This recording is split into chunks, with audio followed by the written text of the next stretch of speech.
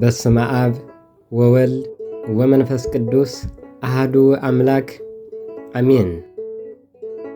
ሰላም ክቡራትን ኣሕዋትን ኣሓትን ሎሚ ኣዝዩ ኣገዳሲ ዝኾነ ርእሰ ጉዳይ ክንዘራረብ ኢና።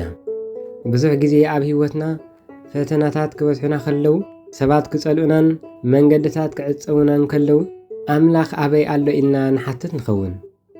ግናኸ እቲ ንሕና ከም ፈተና እንሪኦ ነገር እቲ ዝዓበየ ሓለዋ ኣምላኽ ክኸውን ከም ዝኽእል ትፈልጡ ዶ?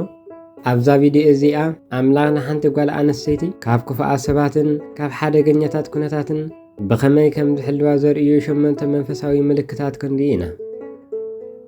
እዚ መልእኽቲ እዚ ነታ ኣብ ማእኸል ፀገም ኮይና ሰላም ዝሰኣነት ነታ ስለምንታይ እዩ ኩሉ ሰብ ዝረሓቐኒ ኢላ እትጭነቕ ሓፍትና ዝተዳለወ እዩ። ክሳብ መወዳእታ መስናይ ቃል እግዚኣብሔር ክትጸንሑ ይዕድመኩም።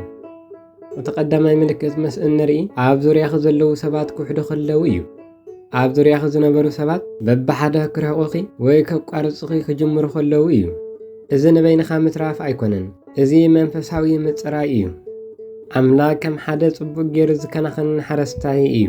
ሓደ ሓረስታይ እታኦም ጽቡቕ ፍረ ንኽትፈሪ ነቶም ሓደገኛታትን ንቑፃትን ጨናፍር ይቖርጾም እዩ። ኣብ ወንጌል ዮሃንስ ምዕራፍ 15:2 መስእን ንርኢ ፍረ ንኽትፈሪ ኢሉ የጽርዮ ይብል። ኣምላኽ ነቶም ኣብ ጽባሕኺ ሓደጋ ክኾኑ ዝኽእሉ ነቶም ብስም ዕርክነት መርዚ ዝዘርኡ ሰባት ካብ ህይወትኪ የርሕቖም ኣሎ። ስለዚ ሰባት ስለ ዝረሓቑኺ ኣይትጓሂ፣ ኣምላኽ ንጽባሕኺ የጽርዮ ስለ ዘሎ ኣመስግኒ ደኣ። እቲ ካልኣይ ምልክት መስእን ንርኢ እውን በይንኻ ምዃን ሰላም ክህበኪ ከሎ እዩ። በይንኺ ክትኮኑ ከለኺ ጭንቀት ዘይኮነስ ፍሉይ ናይ ኣምላኽ ሰላም ክስማዓኪ ከሎ እዩ። ኣብ ዓለም በይኑ ዝተረፈ ሰብ ድኻ እዩ ትብል ትኸውን። ግናኸ ኣምላኽ ንሙሴ ኣብ በረኻ ንኤልያስ ኣብ ውሽጢ ንዮሃንስ ድማ ኣብ ደሴት ፍጥሞ እዩ ኣዘራሪቦ። ኣምላኽ ካብቲ ናይ ዓለም ሃዋህው ኣውፂኡ በይንኺ ክትኮኑ ዝገበረሉ ምኽንያት ድምፁ ንኽሰምዒ እዩ።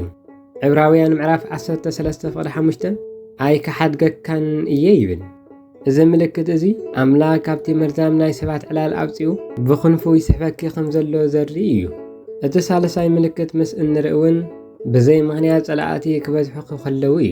ምንም በደል ከይገበርኪ ሰባት ክጸልኡኹ ከለው እዩ። እዚ ምልክት እዚ ሓደ ካብቲ ዝዓበየ መረጋገፂ ሓለዋ ኣምላኽ እዩ። ስለምንታይ እንተዳ ኢልና ምኽንያቱ እቲ ኣብ ህይወትኩ ዘሎ ብርሃን ንጸልማት ሰባት ስለ ዘርሕቖም እዩ። ዮሴፍ ብኣሕዋቱ ዝተጸልአ ጽቡቕ ስለ ዝነበረ እዩ። ዳዊት ብሳኡል ዝተሃድነ ቅብኣት ኣምላኽ ስለ ዝነበረ እዩ።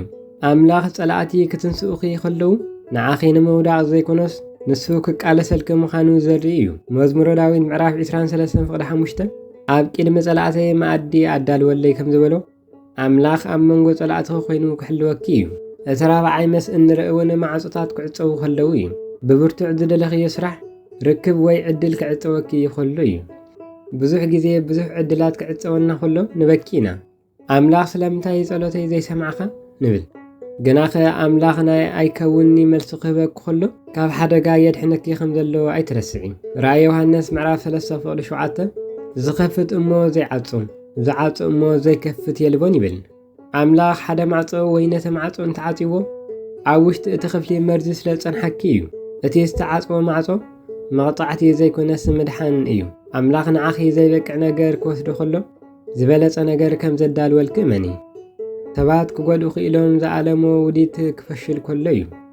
ታሪኽ መርዶክዮስን ሃማንን ንዘክር። ሃማን ንመርዶክዮስ ክሰቕለሉ ኢሉ ዝተኸሎ ዕንጨይቲ ንባዕሉ ተሰቕለሉ። ኣምላኽ ንሓንቲ ጓል ክሕልዋ ከሎ እቲ ንዓኣ ተባሂሉ ዝተፃወደ መፃወድያ ናብቲ ጸላኢ ይምለስ። ትንቢተ ኢሳይያስ ምዕራፍ 54:17 ኣብ ልዕሊኺ ዝተሃንፀ መሳርሒ ኩሉ ኣይክዕወትን እዩ ይብል። ጸላኢኺ ብሓደ መንገዲ ክመጽእ ይኽእል፣ ኣምላኽ ግና ኣብ 7 መንገድታት ከም ዝብታተን ክገብሮ እዩ። ከም ሻድሻይ እንሪኦ እውን ኣምላኽ ኣብ ልብኺ ፍሉይ ጥንቃቐ ክህበኪ ከሎ እዩ። ይቕረ ትብሊ ኢኺ ግና ከተመሊስኪ ናብ ጉድጓድ ንኸይትወድቂ ኣምላኽ ዓይኒ ልብኺ ይኸፍቶ ኣሎ። እዚ ናይ ውሽጢ ድምፂ እዚ ሓደ ዓበይ ምልክት ሓለዋ ኣምላኽ እዩ።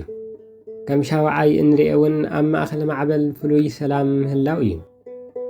ኩሉ ነገር ተዘባሪቑ እናሃለወ ንስኺ ግና ብሰላም ክትድቅሲ ክትክእል ከለኺ እዩ። እዚ ሰላም እዚ ካብ ሰብ ዝመጽእ ዘይኮነስ ካብቲ ሓላዊኺ ዝኾነ ኣምላኽ እዩ። ጸላእትኺ ንምንታይ ከም ዘይረብረብኪ ክግረሙ ይኽእሉ እዮም። ጸላእትኺ ንምንታይ ከም ዘይረብረብኪ ክግረሙ ይኽእሉ እዮም። እቲ ምስጢር ግና እቲ ኣብ መርከብ ኖህ ዝነበረ ሰላም ኣባኺ ስለ ዘሎ እዩ።